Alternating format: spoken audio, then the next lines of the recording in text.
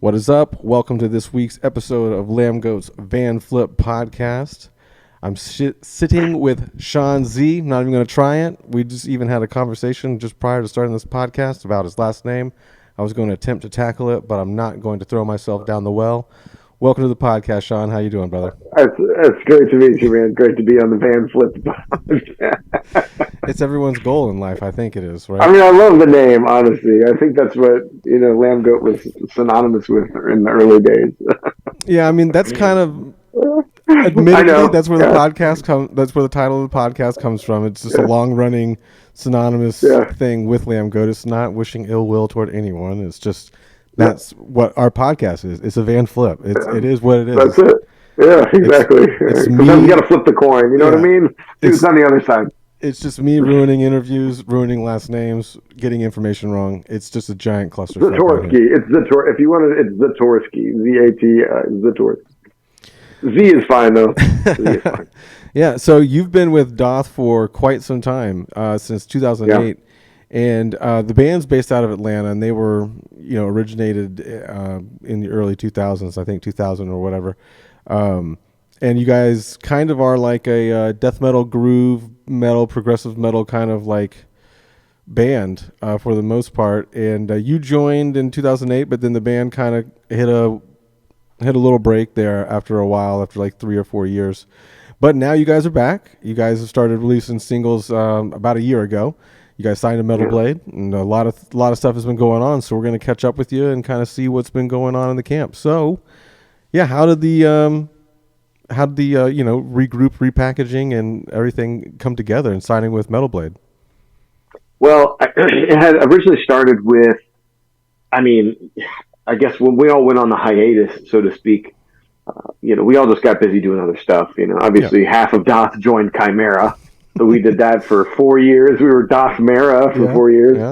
And then AL had been busy doing his podcast and whatnot. And I don't really know what Kevin did. I think he joined Suffo for a bit. But yeah, I think everyone just got busy. And the longer you're out of something, the harder it is to get back into it just because,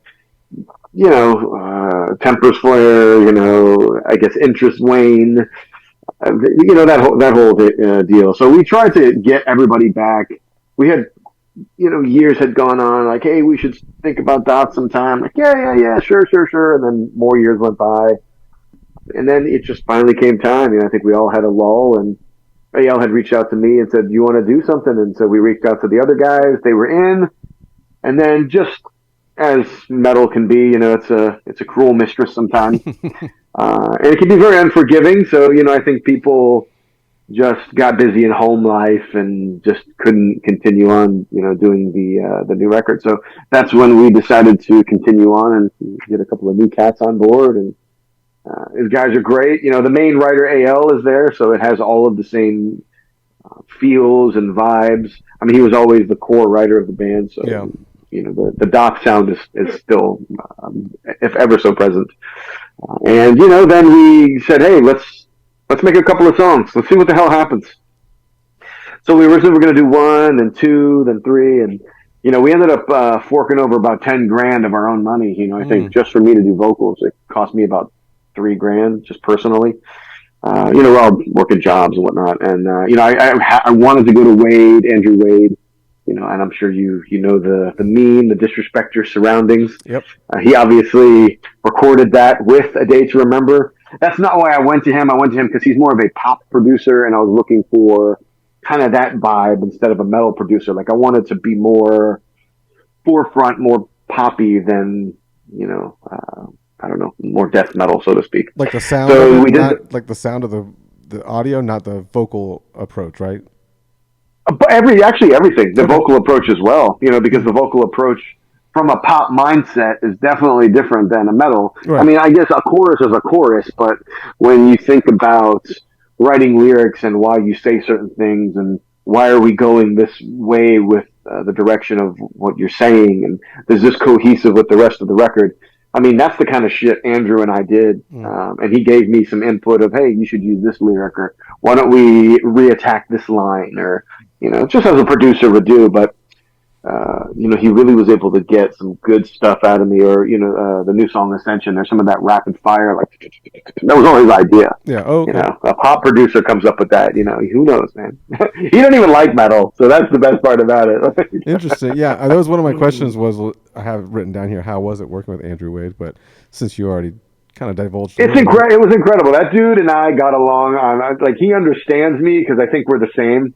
We had a lot of moments where when you're with someone and you realize you're like, oh, dude, if we lived near each other, we'd be best friends. That kind of thing. I know you're from Fort Lauderdale, and I don't know if Andrew recorded or worked with A Day to Remember in Florida. But are you still in Florida? No, I'm in Atlanta. No, he did work with them in Florida. Actually, his studio and their practice space is in the same building. Yeah, I think they share that. But yeah, he's basically done everything for them forever. And that's not the reason I went. It was just a bonus that he did all of that stuff. So I know he had some metal background, even metal core, whatever it'll be. But most of the other stuff he produces is mostly poppy and kind of hip hop stuff. And, yeah, I have. It was. I have it here. I have who else he kind of worked with us in the metal world. What is it right here? Oh, Miss May I. That's the other band, but Crossfaith too back in the day. Anyway, not to interrupt. Yeah, Crossfaith. Yeah. He remembers. No, so anyways, I'm going off on a tangent here, but yeah. So anyways, we went to do these guys and did all this, to get these songs, and then we started to kind of shop the songs. And Monty was immediately interested, because he was our original A&R. This was going to be his full circle moment.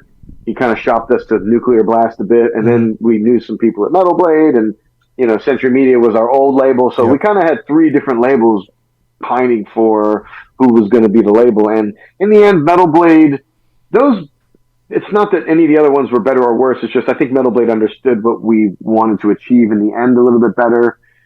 And it's very cool to be on that label. They were always one of my favorite labels. Local band days. I have my rejection letter from them being like, not quite what we're looking for, and then I have the now and here signed contract. So it is cool too. Well, it is a very iconic label, so one would want to be on that label. Of course. So it sounds like you guys had been working on the project for a time being, prior to even approaching any label. So like how long did you guys start work? Because you've already released a handful of singles, like 5 or 6, and some on and some not on the record that's coming out in May, which is The Deceivers, out on Metal Blade May 3rd. Pick it up, pre-order. But so like how long were you working on that material throughout? Was it like a COVID thing, or how did that all start? No, that started basically at the end of 20 is when we kind of started talks. I think Ale had started demoing stuff with the original guys into the middle of about 21, and it just kind of fizzled. Everyone just. I think Kevin has kids. Like I said, everyone just kind of life takes over. So then we started to pick up with the new guys, around summer, something like that. And Krim really was an integral part in helping kind of wrangle a lot of the music together, because he'd be like, oh, why don't we try this, or why don't we go here with it, and then obviously the 3 songs happened, and after the 3 songs and we did get the deal, then it was a different pressure, because then it was, who the fuck knows what's going to happen, these are for fun, it's cool, I'll throw down some money and let's just see what happens, man. At least I have cool songs from Daath. Right. We went out. And then, it turns into this thing, and now it's like, shit, we got to write a record. So I think that's when the pressure really kicked in. And we didn't actually have, because I recorded vocals July of 23. I didn't have music until middle of May 23. Okay. So I only had about a month and a half to write the remaining 6 songs, whereas the first 3 I had all the time in the world. So this looming pressure, but I think these songs are better because we knew what we had to achieve, and we had a goal now, to work towards, versus whatever, let's just make them the best we can. And you guys had released, like I was saying earlier, 5 or 6 tracks.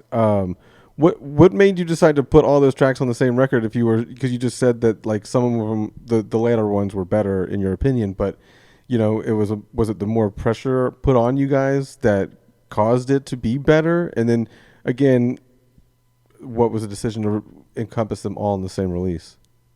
So Metal Blade obviously wanted those songs, Mm. and before they could release that we were signed to the label, they kind of gave us some freedom to release them on our own, knowing very well that those songs were going to be included on the record. So there is a little special, hat tip to the record. Obviously, we went to the same Jens Bogren to do the mixing of the record and also those songs. So he had the files. Mm. So when we did these 6 songs, he also queued up those 3 songs, and we made adjustments. We made them all leveled perfectly.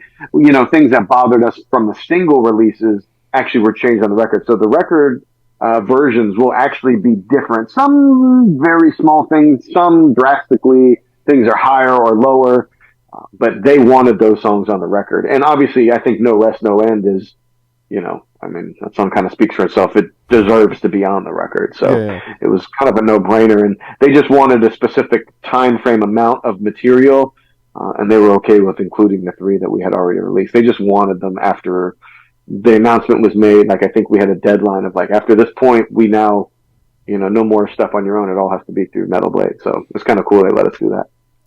And the other thing I was interested in is you guys put a lot of, like you said, you self-funded a portion of it, or I don't know how much of it, but like, how much did you self-fund, and then did like Metal Blade pick up the tab? Because you guys have obviously done more recording, but you also had like music videos for some of these singles you guys have released. So I was just curious as to, like, was that something that the band kind of put on their back and paid for, or is it something that was kind of like a joint effort, or the label paid for it? It was mainly just between AL and I, who kind of took footed the bill there.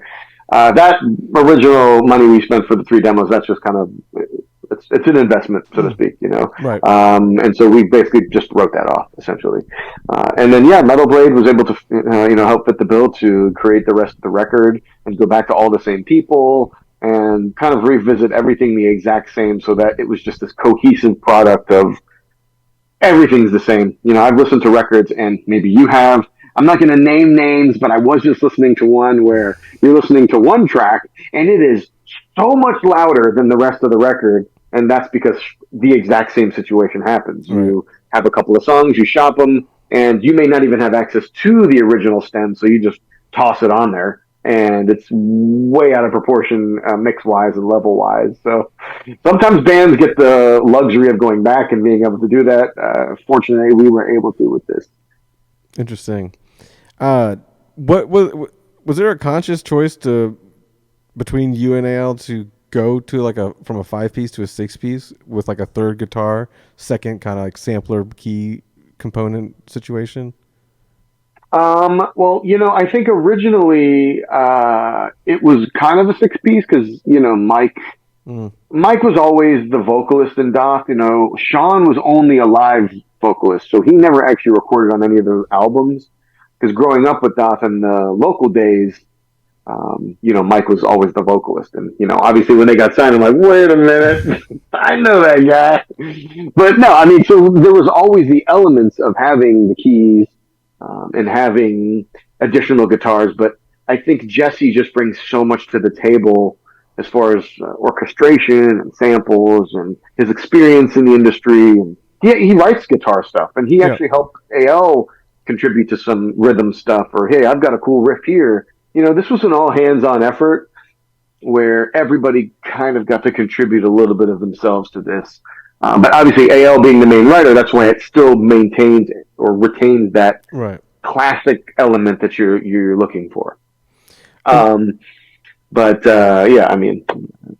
did you guys come about choosing the other guys? Were you fans of like the bands that they were in, or did you guys like have like a hidden tryout somewhere online where you got like demos sent in? No hidden tryout. It was just AL and I kind of had in the earlier days, we used to have a lot of Zoom interviews where we would just kind of talk about what we were trying to achieve and where we were trying to go. And Krim was one of the first people that kind of popped in our mind. We asked him and he obliged. Like I said, we were just going to do one, and then, we ended up doing 3. Once we got to the point of getting signed, then some of the people we had asked to do the three just kind of fell into place. But Raphael, for instance, is also Austrian, and Krim recommended him because he's a fellow Austrian and he knew him from some bands, and he's this incredible guitar player. So yeah, I mean, man, he's absolutely insane. And then Jesse and AL had a relationship in the past. I guess they had worked on some stuff, and he was just a perfect fit. He kind of adds just so much to the band. He's kind of that secret formula that keeps it together.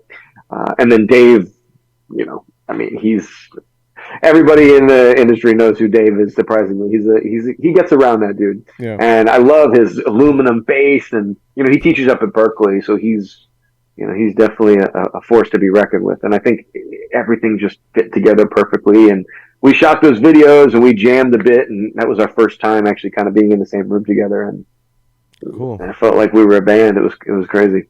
Do you ever feel kind of like weird that you are working with people that are so closely like that he's not the only person in the band that's has a connection to Berkeley? Al also was a Berkeley student, was he not? He was, yeah. And I think it always has been like that. I think Jeremy, the past bass player, used to be, he was a member of Berkeley, and I think the Amel went to AIM, and so I think that you try to find the people who you can get along with and who are really good in their craft. And, I think it's important to, find like-minded people, I think is the best way to put it. It just would seem intimidating, especially for a death metal band. Yeah, to a degree, yes. For me, obviously, I don't have any of that Juilliard school training. Right. I've just, been in a fuck ton of death metal bands, so. Yeah. But somehow I, keep getting in these incredible bands, man. I don't know. These guys are incredible musicians. Yeah. It's like a different level than like those schools of rock that have popped up over the years, based off the movie. Yeah. Like School of Rock, you would assume that, people that like to play rock or heavier music would go to that. But like Berkeley or Juilliard, that's like some real trained classical, like knowledgeable shit. Yeah. And then you're like, hey, let's write a death metal song, and you got to come to the table with a riff, and better hope the team likes it. There's some high level IQs over there. Well, it's interesting you say that, because I always see this band, people say progressive, but I don't see it as progressive, more in the lines of classical death metal. Like a lot of people say about classical music, it's basically metal is just classical music with amps. And I kind of feel like that. AL has that rooted family in classical music. His dad, was and is a conductor of so many orchestras around the world. So you got to realize there's a certain expectation or a level of, I don't know, quality you look to expect when, you kind of grow up in a household like that. Yeah. But, we have verses, we have choruses, we come back around. It does obviously go off on a progressive tangent here and there, but, I always kind of attribute it to like Take No Rest. I mean, there's like Baroque movements in that song, you just added amplifiers is all you really did, so I don't know. I think it makes for some cool music. You guys added a lot of features on the release. You got some from Mark from Periphery, who else? Pierre Nelson, Archspire, Archspire, Dean Lamb, and then Dan Sugarman. Yeah, we even had Mick Gordon do something on the track as well. The Dan Sugar, the Ice Nine Kills song, is that on the album? I didn't see it on the album. That's like one of the songs. It was that one and Where the Slime Live. I didn't see on the album, but you guys released those within the last year. So I just had a question about that. Yeah, the covers weren't going to be on the album. It's just, in our mind, it's not as classy to do that. We wanted this record to kind of just be of itself. Those were to just keep the hype and the ball rolling and keep the name in people's mouths. He was on The Philosopher, but he actually is on Hex Unending. So he's the solo on Hex Unending. So that's track 2 on the record. But yeah, working with him, apparently he was a huge Daath fan, so it's kind of weird and full circle. I think he took lessons from Amel at one point. Interesting. So yeah, it's interesting how it all kind of comes back around. And then it was cool to meet Dean. I had only recently started listening or become aware of Archspire or Archspire, however you say it. Mm-hmm. And I think they had done something on the URM with AL, and that's how he had the connection with them, and Periphery as well. You know, Mark. I think he was always like an Amel fan or something going back in the day. So it's interesting how we're like the band that musicians listen to. You know, like I've always found that it's like this is the musicians' band, you know, more than Yeah, it's a band's band. yeah, it's a band's band. That's the best way to put it. Yeah. It's a band's band. Yeah, so that was cool. I mean, you have a lot of features that are on the record there. One thing I did notice about something that was different between the last full length you guys did 14 years prior, your self-titled. Um, it sounds a lot. It sounds much different now. Again, everything's changed in the recording, world and mastering world and mixing world and everything like that. But one thing I did notice is that on the self-titled, you had Mark Lewis held most of the positions on a lot of the engineering, mixing, and mastering, I believe, or whatnot. But Yeah. on the new material, it's handled. Each thing is almost handled by a different person. Was there a conscious effort in that, or was it just something that just happened because you guys were demoing things and then this thing led to that and yada yada? Or I think it's probably a little bit of everything. I mean, the self-titled, you know, we had lost because it was on Roadrunner, then it was Roadrunner Century Media, and then basically Century Media complete. We had rights by the self-titled, so the budget wasn't as big as it was for the Concealers, you know. And Mark, you know, really did us a favor for doing that record, you know, cheaply as he did. But it was more like a raw record. We didn't follow the name scheme. You know, we kind of just said, let's just go self-titled instead of the Concealers or the Hinderers or the Deceivers. And the lyrics don't really follow. Everything was just kind of different. We kind of did that, you know, in our own houses. You know, that really wasn't going anywhere. I think we did that at AL's house. You know, I think there was a time I was like, we would put a cup in a room with a microphone and I would scream up at the ceiling to get weird sounds. I mean, we were doing everything we could to just try to be different and make it sound unique.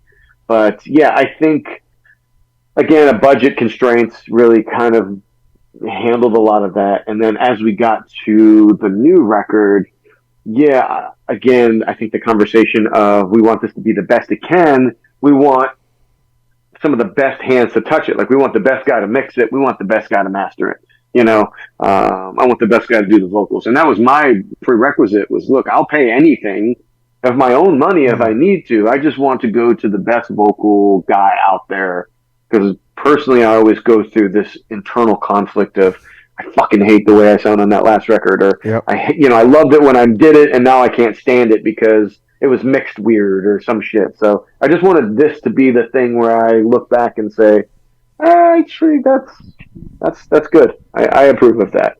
And I have a very high standard. As you should. So, Why wouldn't you? yeah, no, of course. You know, most of the shit I've done, I'm like, I hate the way I sound. I sound like a fucking chipmunk, or whatever it is. Yeah, you don't want or to it's just too much compression, and all the voice sounds the same, or it just gets to you after a while. I'm like, I don't want to fucking listen to that shit.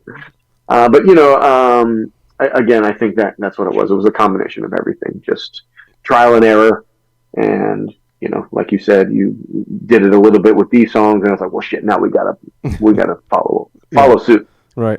And I wasn't saying one sounds better than the other. I just, like I said, it's 14 years ago, so there's different, levels of everything. So it just technology. And I'm listening to it on Spotify, so it's not like I'm listening to a CD or a vinyl or anything like that. It's I'm listening to for streaming, and it just one thing I noticed right away is the newer stuff is definitely of better audio quality. But again, that is, Hey, I can summarize this in one story. All right.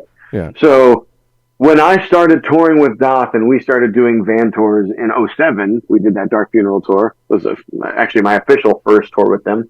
We bought the cheapest Garmin we could find to actually navigate us. and we had to use paper maps. So if that's any indication of why it sounded like it did then versus it does now, that's all the answers you need. Yeah, man, that was some times back in those days. A Garmin? Yeah, we talked. For real? We talked about it before. Get the cell phone out. Google Maps. Where is? Yeah, there was times I was in a really crappy band back in the day. I'm from North Florida, so I'm based in North Florida. Just in case, for your knowledge. So, but well, where? Jacksonville. Okay. Yeah, that's where I'm at. Yeah, we would have to use atlases along with like printed out MapQuest stuff, but we didn't have a Garmin. MapQuest, yeah, MapQuest, yeah. we weren't rich enough for a Garmin or a TomTom. But I digress. So yeah, new record May 3rd, The Deceivers. Check it out. But I'd like to talk to you about some of that time that was left outside of Daath. You spent some time in Chimera, but you also had a couple other projects that you were part of. Is it Cinsanum? Okay, Cinsanum. All right, yeah. That was a tough one. That's a mouthful. And then Necrotic Flesh also was a little project that you had in last couple years here.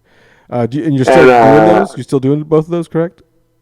Invented is the other one that I do pretty much. Okay. That's the one where I like put on a mask and do stupid shit. Yeah, I'm doing all of them. Necrotic Flesh, I'm not. That was just a one-off thing. It was kind of a stupid, let's just record this basement quality thing. I didn't even write lyrics. I literally did everything in one take. I'd never heard it before. I just went in, listened to it, and just screamed what came out of my heart, and that was Necrotic Flesh. Interesting. Cinsanum, obviously, we all left to go do Chimera, and during those Chimera days, Fred had, reached out to me and was like, "Hey, do you want to do a band with, these guys?" And I said, "Sure, man, I'd love to." So it was weird. As Chimera started to kind of dwindle, Cinsanum picked up, and obviously, it just kept me in the industry, kept me screaming. Doing videos, keeping up with the technology.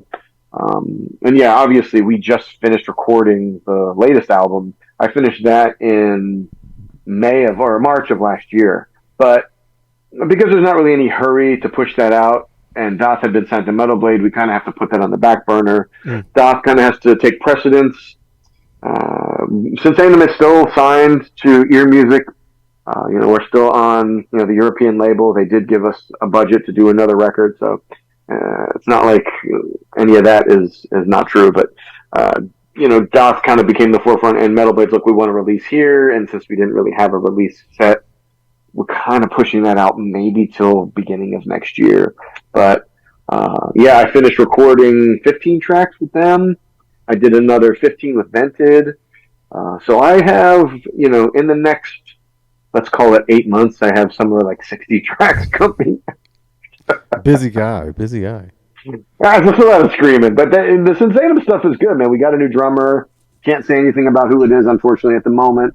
But we did get Attila back, and that stuff in and of itself is very, very, very heavy. That's more death metal, more Morbid Angel, kind of just raw and in your face stuff. But I actually did samples and stuff for that, and I did some actual singing on a couple of tracks, which are really cool, man. They're really, really cool.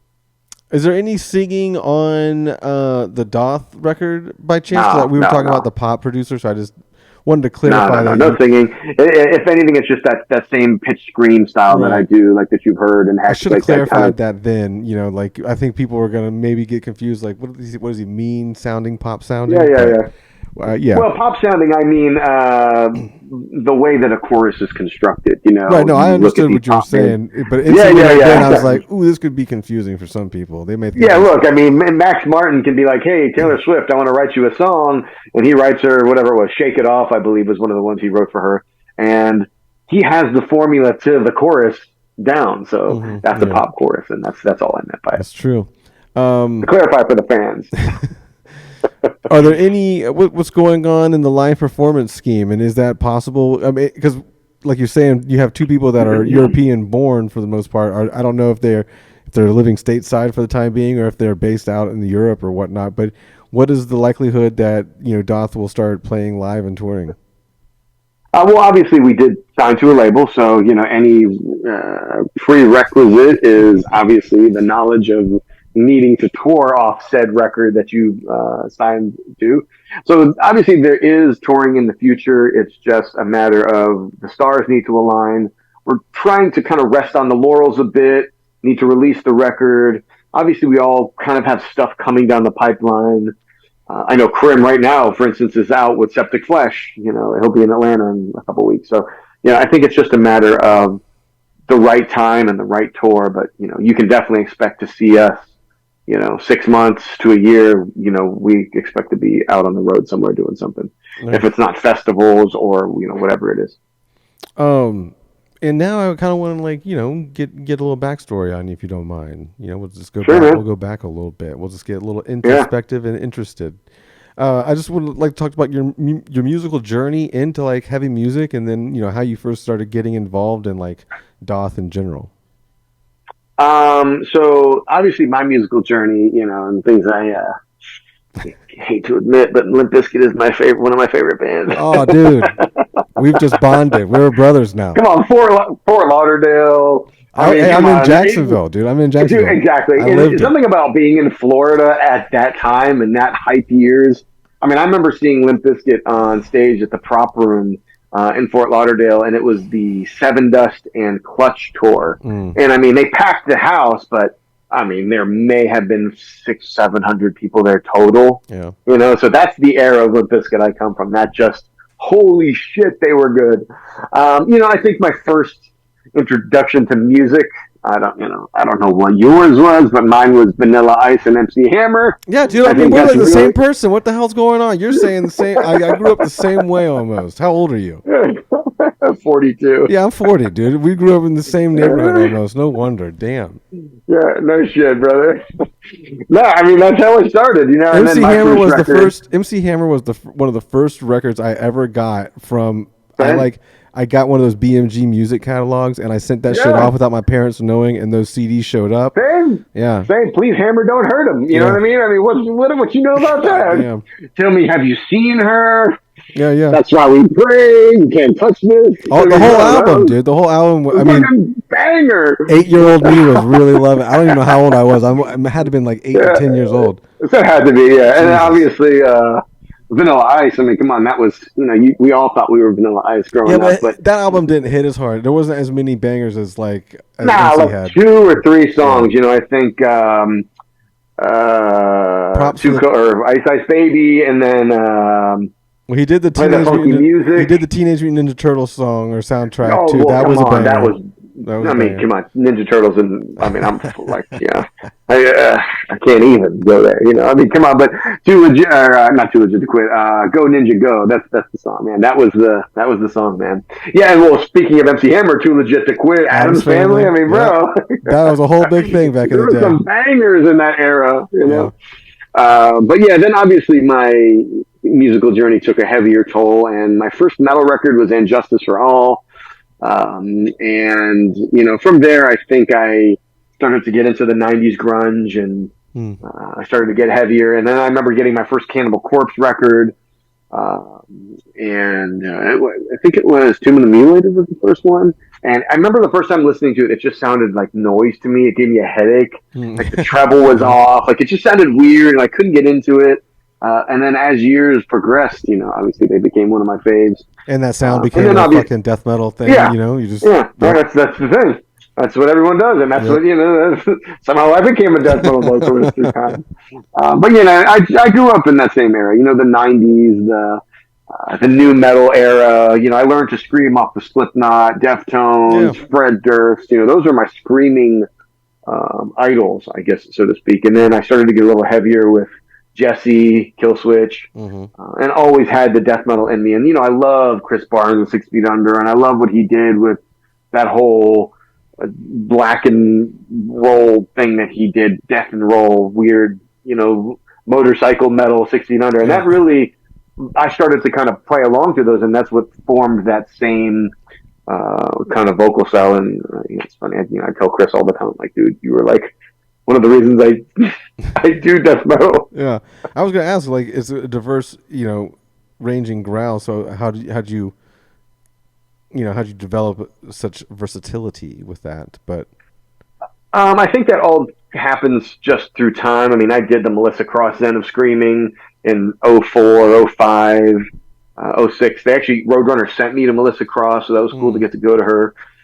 And then I think just as my bands have gone on, you do Daath and in my local band stuff, I used to sing and try to do death metal, and then Chimera, I would always try to play off of Mark. He'd go high, I'd go low. He'd go low, I'd go high. So I'd really tried to work that out. And then they would do Born in Blood, the Phil Bozeman, track that he did with them. So live, I would come out and try to be as heavy as I could. And I think through time, your voice just stretches and you become what you are today. It's like anything else. You do it 1,000 times.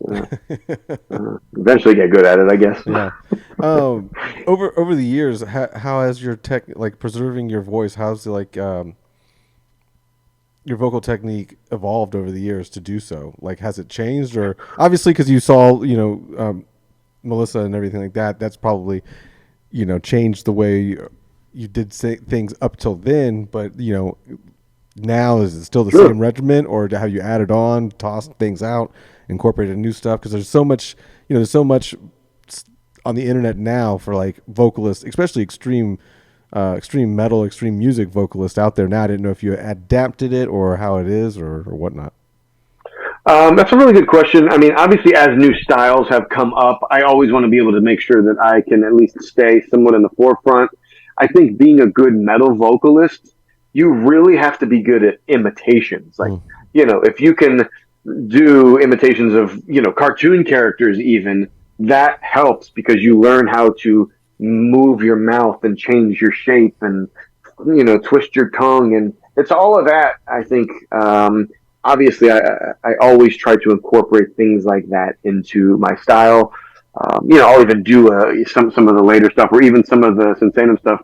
There'll be a deathcore vocal, but it's a hidden vocal that helps accentuate the scream that I do. Obviously, Melissa Cross gave me confidence. I think that was the biggest thing. There was a few things I did wrong, but I just didn't have the confidence to do stuff in front of people, so to speak. I always was really self-conscious about screaming in a room with no music. Seriously, like it was weird. But now I understand. It's weird how those stigmas go out the window after you've done it long enough. And I don't care who's here. We could do it on the phone right now. I'll do some death metal. I don't give a shit. Yeah. But it's weird how when I was younger, I was so like reserved. As far as technique and style, of course, I've adapted. I don't warm up as much anymore. I found that when you're out there on the road and you're doing a show every night after night after night after night, and you're doing this aggressive style, it really does kind of affect your vocals to do warm up. You're almost stressing your vocals to warm up. You're going up and down the scale, and your voice is kind of right at the point of, you've been doing this for 4 weeks straight, and you've had one day off.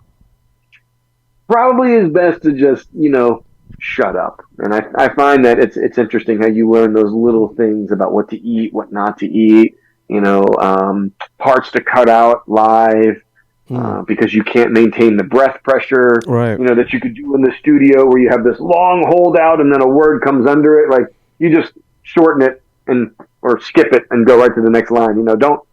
It's better to be the performer than be missing lines, But again, I think technique wise, I've opened my throat up a bit. I've, learned to breathe better, working out and exercise, and endurance is huge. And abs are huge too, especially when it's a lot of the rapid fire stuff. And, like my death metal vocals, for instance, some of that stuff, it's just so much like, there's so much breathing. You're like, like just so much breathing. Like, you don't realize how much cardio really will help being a vocalist. I see guys up there smoking and screaming. I'm just like,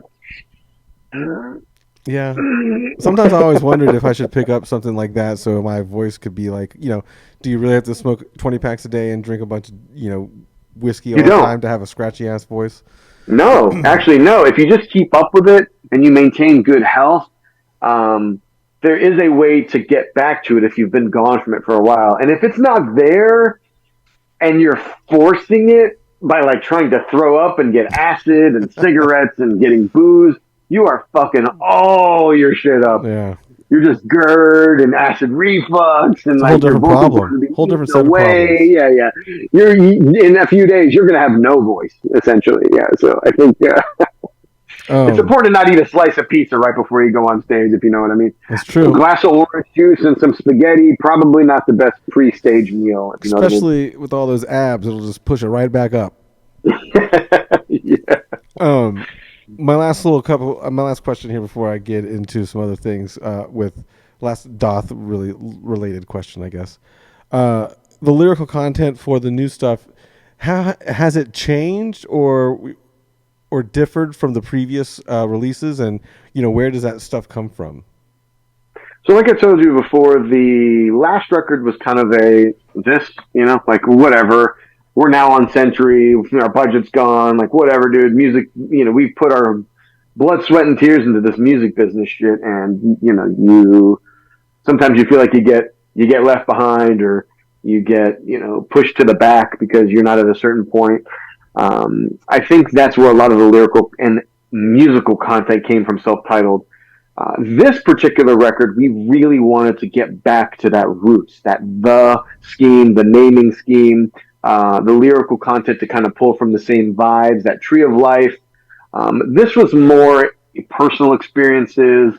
We did tap a little into the ethereal element, but I tried to keep it somewhat esoteric so you could make your own inferences from the lyrics, but they do follow that same vibe, the same tonality, just with more of a current theme kind of flair, things that have happened in the last 14 years, you're overcoming adversity or things like that, but still keeping those same, I don't know, that same vibe, that same flow, as it was in the previous records.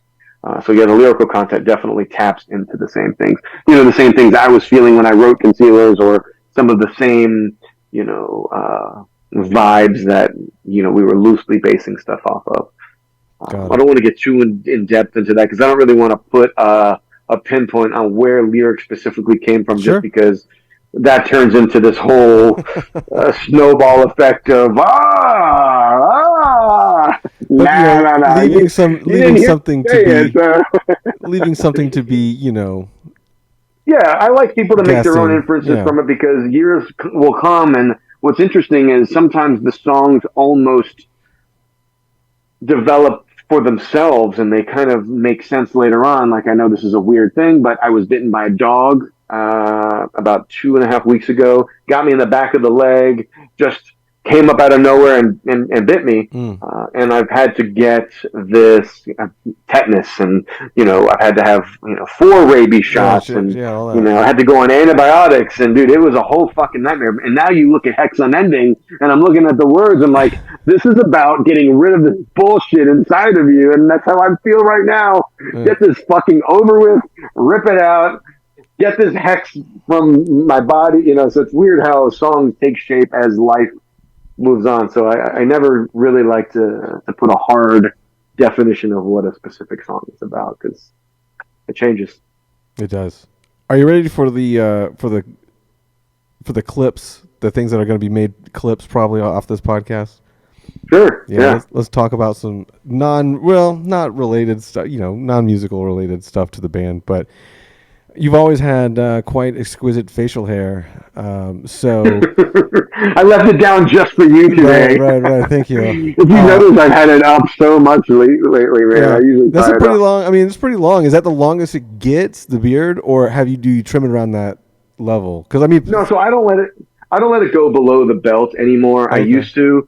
I will braid it. I will do the thing where I do that like tie up that I do. Mm-hmm. Where I kind of grab the two here. Let's just see here. I'll show you. And once it gets to be a specific length, if it's too long, this thing won't work, and if it's too short, this thing won't work. But it turns into this kind of pharaoh-esque thing that I've created on my own. And you're cool with every day walking around like that, just out of curiosity. Yeah. Okay. Every day. I don't know. Yeah, every day. I prefer it to be like this. And it kind of gives me my own unique characteristics. There's not a place that I go where people don't remember me. No, I went to yeah. the hospital one time to the fucking ER, and the woman's like, you're here again. What's the birthday again? Like, Yeah. I didn't even have to tell her. She was pretty much already there because I'm like, what was it? She's like, oh, it's the beard thing. Of course. Exactly. Very memorable. I keep mine very trimmed now for the most part, but when I started growing it out long ago, I would keep 12-inch beard or something like that. So I'm not rocking it right now, but I've rocked something not similar to you because you have much longer than that. But I've had a very long 8 to 10 to 12-inch beard in my life. So that's the thing. Like, I don't know if I could, and this is I'm always curious, right? Because as a person who's had a beard for 10 plus years of their life, my thing is I grew the beard out so it would look like a beard. But then I see individuals like yourself or like Shavo from fucking System of a Down, who's got the long braid thing. So I'm always curious as to what's the point of then growing the beard out if you're for you hide the length of it or something like that. What's the thought process from that? Just to get it out of the way? No. So you got to look at the comments on one of the videos. It's like, so you're waiting to unleash the beard. I mean, basic agree. It's my own shit. If I want to pull it out, I'll pull it out. Right. Okay. No, but I mean, right now I think I like to keep it right around almost 3 feet, which is kind of right about to my belt line. Well, again, if it gets too low to the belt, it starts getting in the way. You start peeing on it, and that's the problem. Yeah, fuck all that. Yeah, come on, man. And I keep it tied up 90% of the time. Only if I need to look metal or I need to go somewhere. Do you kind of pull? I mean, right, it's stupid to say, but I get true. it. You got to look badass for something. You're going to the fucking movies. All right, I'm gonna throw it out today, man. See what they say. You know, really turn some fucking heads. When's the last time when's the last time you were I don't want to say baby face because I don't want to ask you when you shaved it all off, but when's the last time you trimmed it maybe to whether an inch or less? Oh, I mean, this was 08, 07. So it's been. So I had just a goatee, and it was only about this long, and it was this. So all this was all shaved completely, and then then I joined Daath, and it just let it grow and grow and grow, and then I didn't realize it would become a thing, and then now it's stupid to cut it because I'm just so synonymous for it. I'm known for having the long beard. So the only way I can manage it is to kind of tie it up, especially when I eat, when I drive, when you sleep. There's so many instances where it's just needing to be tied up. So I just noticed because you mentioned eating, and I just noticed you do the same thing I do or I've done when I had a long beard. I fucking hate having a longer mustache, so I will trim just the mustache by itself. Oh, always. Yeah. Oh, always. Yeah. Always. Oh, and that's because when it gets to here and I'm trying to eat anything. Let's eat something with sour cream. Yeah, go fuck yourself, right? And then it's just oh my god, it's fucking in everything. I would just bite it. I would just bite the hairs every now and then. It would just jolt you, and it's just god damn. Or you just sit there, it's a nervous twitch, and you're like, yeah, you look weird chewing on your fucking facial hair. Yeah, no, I get it, dude. I can't handle that shit. Soup, all of that. I cut it. I like it to be clean around the lips, Yeah, no, that's my give and take. And when I start doing that, when I start feeling it, I'm like, I gotta go to the barber because I stopped doing it myself. I stopped taking care of my own beard because it would look goofy. And there was a time I went a year plus without letting anyone touch it, including myself. So it just got long, scraggly Duck Dynasty styled, unkept beard with rats and other swamp animals living in it. But so now I'll get it trimmed, and I try to keep it. Yeah, Duck Dynasty. Yeah, I mean that's where it came from. I don't know. You start growing a beard out 10 years ago, and you're just Duck Dynasty to everybody, But dude, I was when I actually had a photo. It may still be on my Instagram, but it is way down there. And I did a side by side. I have a beanie on with my beard, and I have him next to me, and we look the exact same. Hilarious. And obviously, that's all you got noticed for. Is that the guy from Duck Dynasty? Yeah. No, man, it's actually not. My name's Sean, and I don't actually even sound like that. So. I play in metal bands. I don't like to duck hunt, so. Yeah, I don't. I've actually never hunted duck in my life. Only on Nintendo. Yeah, exactly. So I have other couple questions, but they're based on a band that we just brought up, Limp Bizkit. So, are you one of those guys that was like, I only like Limp Bizkit in private because it's not cool anymore to like Limp Bizkit, and now it's super cool? Used to. It's super cool. And I don't give a fuck anymore. Yeah. No, I've always loved them. Again, I think a lot of my scream came from Fred Durst, that first record, those like, that he used to do, those just amazing, like Leech, it's like, right. Dude, that was the heyday for me. No, I love that band. And I think it only, when it became uncool is when I kind of swept it under the rug a bit. But I've always been a closet Limp Bizkit fan. I used to wear my hat backwards. I used to wear the Adidas. Come on, man. I bought in hook, line, and sinker. I was very impressionable young teenager at that time in high school, and I definitely TRLs. I was just caught up in all that. Yeah, dude.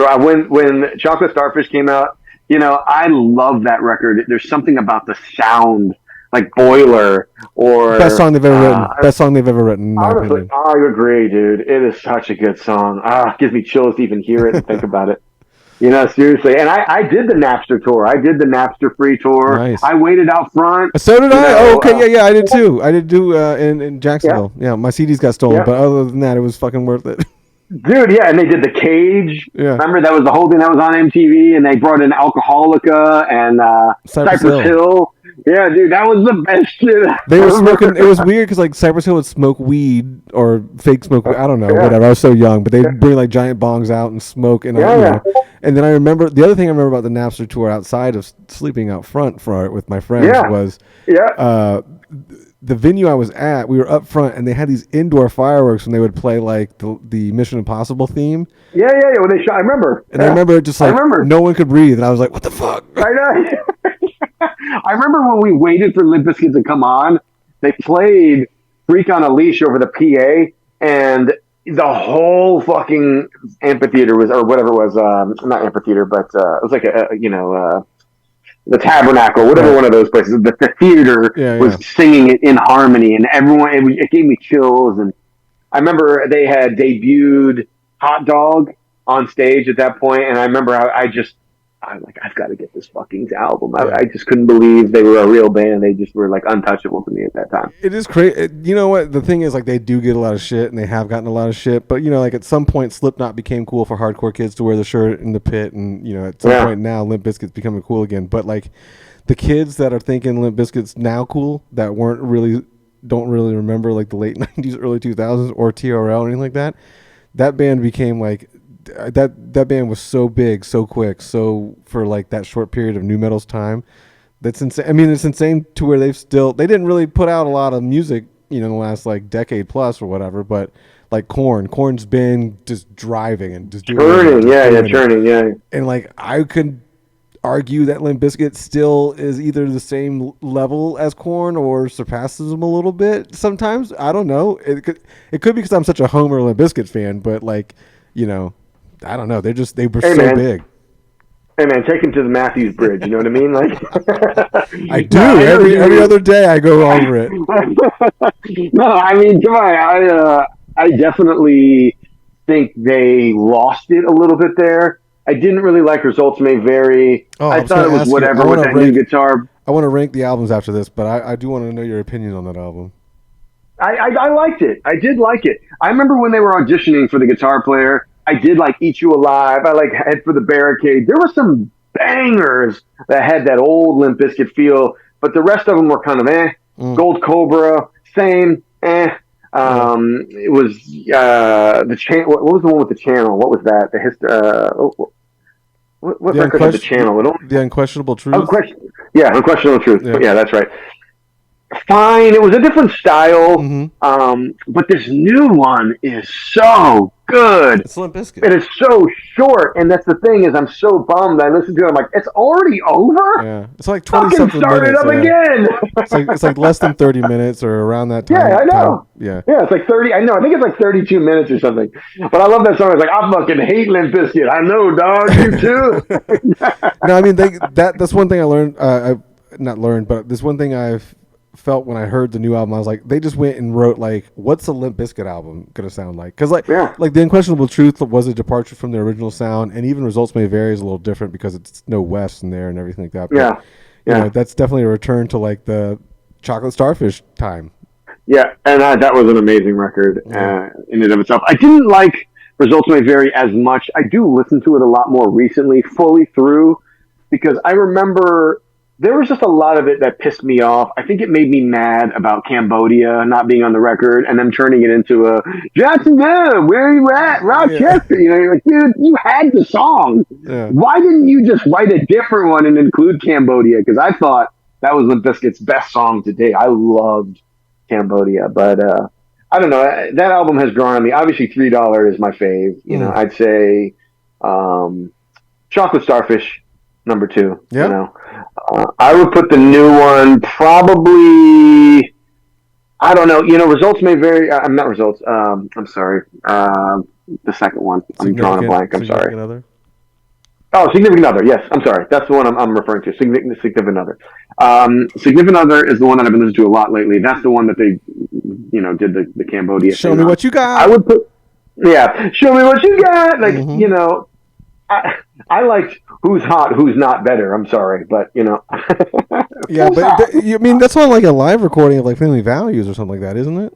I know, and they never did Cambodia, which was crazy to me. And I think they were just looking for a way to redo, you know, whatever that damn song is called. You know, hey, what up? Got Christian and Dino in the house. They were trying to do that same "Thank You" Indigo Flow song on Indigo Flow.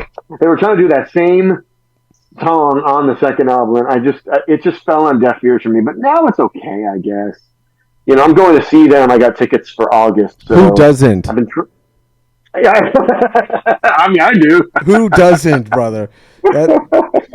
Yeah, I might see them because they're playing Rockville, which is down the road from here. It's like 80 miles away from us. So that's like the closest quote unquote home show we would have had for like the last almost decade. But you know, I'm gonna go see them play there because they're doing another tour. They're doing a tour, so I'm gonna go see them either in Atlanta or Tampa. But I'm gonna go see them play a full show too because I want to see them play the festival just because I want to see them. But I want to. I hope that the tour. Hey, I'll be at the Atlanta show. Hit me up. I'll be there. I already have tickets. Okay, cool. Yeah, I'm already in. Yeah, no, but yeah. So let me reiterate that. Okay, so $3 bill number 1. Number 2, I'm gonna put Chocolate Starfish. Number 3, I will put Significant Other, just because that album just has some memories that I can't let go. It's incredible, but it's also not the best. High school. Yeah, exactly. 4, I'm gonna put the new record because it's a banger. And then I'm gonna say Results May Vary is gonna be number 5. The other 2 I don't really listen to. Yeah, I didn't really like. I just don't like. I don't know. Gold Cobras is Gold Cobra. Like, it's a weird album. I agree. It's so weird. It is the shit like the what's the shark or what's the shotgun or you know, I try and I listen to it even now and I'm like, there's nothing this band could do wrong, and I'm like, nah, I can't listen to this. I listen to 2 songs and I immediately turn it off. It's not great, but I'll listen to the Unquestionable Truth a little bit more just because I can rationalize it. Like, they're trying to be like a different band, a new band, or a more highbrow band or whatever, you know what I mean? Yeah, I felt like they were in a room, they were just playing, just coming up with whatever. Let's just do something different. I like that. I think that was Wes's. I think Wes came back for that, or that was like the first thing they did after Wes came back. Yeah, because Results May Vary was the other guy. Yeah, so and then they did Gold Cobra, which I'm going to put as the last possible record. That's my least favorite of all of them. I think you have to. My thing is my ranking's similar. I think obviously there's nothing that's going to touch the first album. That changed, like, I don't know, new metal and heavy music forever. Yeah. That one, I think Results May Vary. I may have that over Significant Other, but only because I'm not going to let this nostalgic part of it maybe jump it, because I do listen. I do listen to Results more than I do listen to Significant Other. Really? Currently. Yeah. Really? Today. Really? But I'll say this. I can listen to tracks off of Significant Other singularly way more than I can Results May Vary. Agreed. Results May Vary is like I put it on and just let it play. And that's the thing. I hate the blue. I hate the Behind Blue Eyes out. The cover. Same. I fucking hate that and there's a couple on there. Yeah, And I like the Snoop Dogg track, you know, the Red Light, Green Light, you know. Red I light, love Head for the green light. Barricade.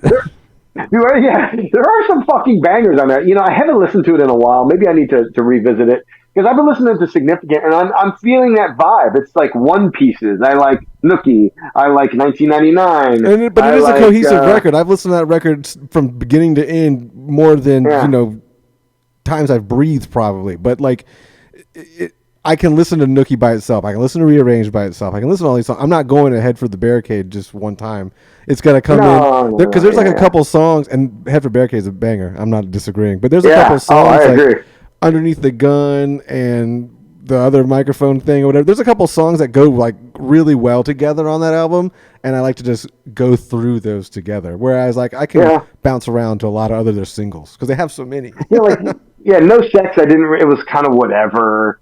What's the one with Jonathan Davis and Maynard? I can't think of what that one. Oh fuck. Yeah, that one. But it's all significant. Punk. Yeah.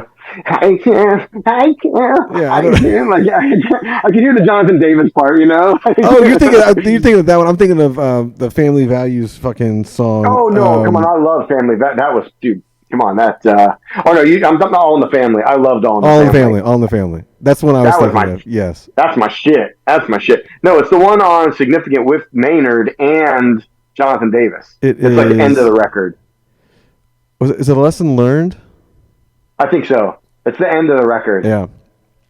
It's okay, but like I go to Rearranged, Nookie, I'm Broke, Break Stuff. I think those are your like 5 you go through.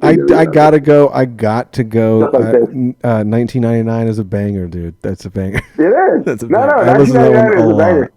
Yeah, okay. I'll go with it. I liked when they did, I have all those ripped, the actual 1999, the Prince song. I thought that was fucking awesome. Yeah, that was cool. Here's a dumb question. Do you collect things?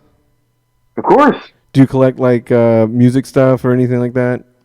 I collect more toys than I do music stuff. I have all of my old music stuff. I think these days I mainly collect my own. I do have a bunch of like guitar picks and ticket stubs, but that's I was going to ask if you like collected any like weird Limp Bizkit memorabilia or like albums or anything. So somewhere buried around here, I have a signature from Fred on a $1 bill back at Ozfest days where he crossed out all the ones and made them 3s, and he wrote "Fred sucks" on the $1 bill. Nice. I have that somewhere around here. Yeah, nice. That's one thing I cling to. I have a couple records. I have an original pressing of Significant Other. I used to have.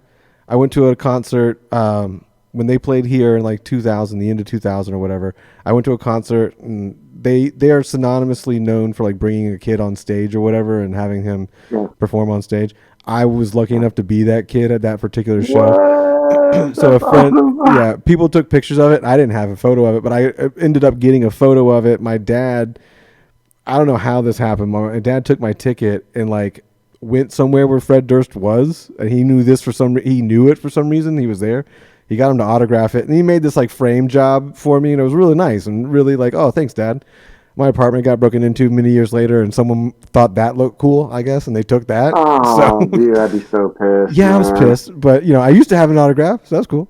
That's so fucking cool, dude. My biggest story is with Chimera. We did Soundwave in Australia, and it was with Limp Bizkit. Yeah. So I watched them every fucking day. You goddamn know it. And then, it was so funny because throughout it all, I mean, I've met Fred several times. I have many autographs. I've collected it on shirts and posters and ticket stubs and, all that crap. But when it finally came time, I'm standing there at line and catering, and literally the dude behind me is Fred Durst. And I'm just like, hey, that's fucking Fred Durst behind us. And I didn't have the balls to just turn around and be like, hey, man. It's probably better that way. Basically made my childhood. Can I have a hug? Yeah. It's probably better that way. You don't come off as a weird creep, and he might think you're cooler down the road, but, Yeah, exactly. It is like in your head, you're like, I'm squandering this moment. This is a golden moment. I see that. Look at what he got. I'm like, he got the burger. Yeah. He's, there were 3, when I started this podcast many years ago, there were 3 guests that I was like, there's 3 that I need to have on the podcast, and then I can hang it up, and I won't ever have to do it again. One of them was Chino from the Deftones. Another one was Daryl from Glassjaw, whom I did that recently last year in December. And then the final one, the big one's Fred. So if I can get Chino and Fred, I may just hang it up. You tell him I like him. You tell him this guy here is a fan. I'm hoping you were the guy next to him in catering. You're the closest I've gotten so far to him in like the weird 8 degrees of separation. I toured with them too. We toured, and it was funny because we shared the same plane, the same bus. So it's just a random tidbit of information. When we flew from Sydney to Perth, all the bands had to fly on the same plane together. A lot of the ones that are in the same time frame of when you played flew together. So we had System of a Down, we had Limp Bizkit, we had Gojira, Shadows Fall, Meshuggah, Cold Chamber, Machine Head, Chimera, Kitty, Cherry Bomb, Times of Grace, and there were a couple other bands. And then who's sitting in first fucking class? Marilyn Manson. I'm like, and the weather was the worst rain I've ever flown in my life. I mean, if there was ever a day the music died, it was going to be that day. And I'm over there just like, my mom told me this was going to happen. I didn't realize it was going to be with Marilyn Manson. Yeah, you should be and like the plane was just doing this the whole flight. I'm like, you walk on literally like half of metal royalty on this fucking flight. That alone, that's what I'm saying. Like, you walk onto a plane and they're like all those people there. You're like, nah, this is probably not the best idea to be on this plane. Yeah. But let's not all get together on the same flight in the same bad weather. Don McLean, Buddy Holly, Richie Brown. Many. All right, Sean, I appreciate your time, brother, and I appreciate the Limp Bizkit, worship at the end here. Biscuit, man. Yeah, I appreciate that. I mean, granted, we probably lost a lot of listeners that didn't care about that, but hey, who cares? That's fine. In 20 years, they'll get it, and they'll be 40 years too late, so fuck them. Yeah. I'm going to be like, man, I wish I knew what those guys were talking about then. I appreciated it more. Yeah, right. Maybe do some homework, okay? Google Limp Bizkit. Yeah, exactly. All right. Sean, good luck on everything coming up. Hopefully we get to see you on the road sooner than later. And, The Deceivers, May 3rd. Metal Blade. Absolutely. Check it out. You got 6 or 5 songs already out there on the Spotify, and then the Ethersphere of the Sonic, playing level stuff or whatever you call it. So just get it. Yeah. Hey, well, my brother from another mother, man, I appreciate you having me on here. And if I'm ever in your area or you decide to come up here, just hit me up, man. I'd love to hang out. We are going to be hanging out for the Limp Bizkit show for sure. I'll definitely make that a thing. We'll definitely. Okay. And then I'll be like, hey, this guy was in catering with you. Can we come backstage? I'll use you for my benefit. Oh, yeah, exactly. Yeah. All right, Sean, man. Have a great one, dude. Oh, yeah. You too, man. Take it easy.